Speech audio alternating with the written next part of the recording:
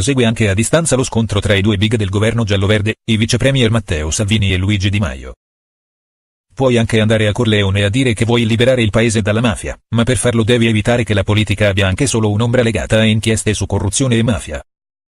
Sono le parole del Ministero del Lavoro Grillino, che allude alla scelta del Ministro dell'Interno Matteo Salvini di essere oggi, giornata della liberazione, a Corleone.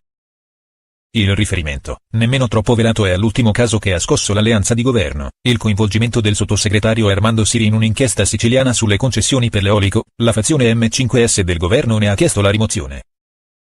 Intanto, resta al suo posto, ha assicurato Salvini, incontrando i giornalisti.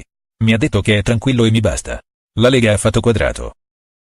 Ma Di Maio, da Roma, dove ha partecipato alla cerimonia per il 25 aprile nella sinagoga romana di Via Balbo, ha aggiunto: Siri si difenderà.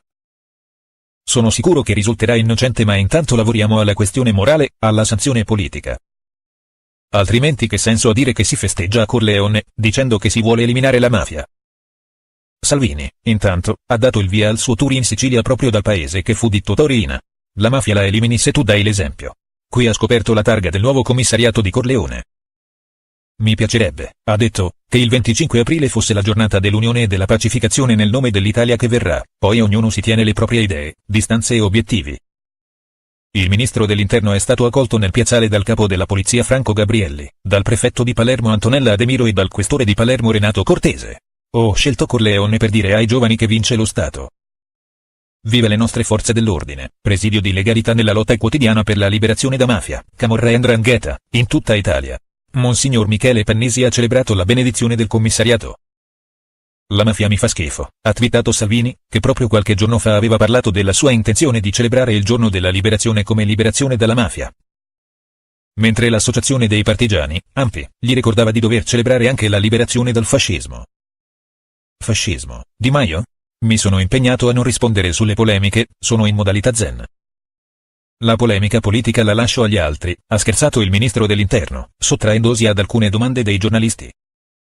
La lotta alla mafia è nel DNA dei poliziotti di Corleone e di Palermo, che hanno raccolto il testamento spirituale di colleghi che hanno sofferto e lotta. Perché gli uomini passano e restano le idee, ha detto il questore di Palermo, Renato Cortese, citando il giudice Giovanni Falcone nella nuova sede del commissariato. A Corleone, ha detto il sindaco di Corleone, Nicolò Nicolosi, per tanti lunghissimi anni la mafia ha spadroneggiato arrivando ad allungare i tentacoli in tutto il territorio nazionale e oltre. Ma Corleone non si è mai arresa arrestando Riina, Bagarella e Provenzano, catturato dalla squadra di Renato Cortese. Corleone non torna più indietro, ha aggiunto il sindaco, ma la nuova generazione è già libera da condizionamenti mafiosi e marcia verso la libertà. Rivolgendosi a Salvini ha affermato: c'è grande soddisfazione tra la gente di Corleone per la sua presenza qui. Corleone si aspetta dallo Stato segnali importanti per la crescita e lo sviluppo che passano prima di tutto dal raccordo di quest'area con la città. Il tour in Sicilia del leader della Lega Matteo Salvini per le elezioni comunali di domenica prossima proseguirà a Monreale, dove a Piazza Guglielmo II presenterà il candidato sindaco Giuseppe Romanotto. Alle 18 a Bagheria a Piazza Matrice, per il candidato sindaco Gino Di Stefano. Infine, alle 21 a Caltanissetta, insieme al sottosegretario Stefano Candiani, Salvini presenterà il candidato sindaco Oscar Aiello e i candidati della lista della Lega. Domani, invece, sarà a Motta Sant'Anastasia, a Gela e a Mazzara del Vallo.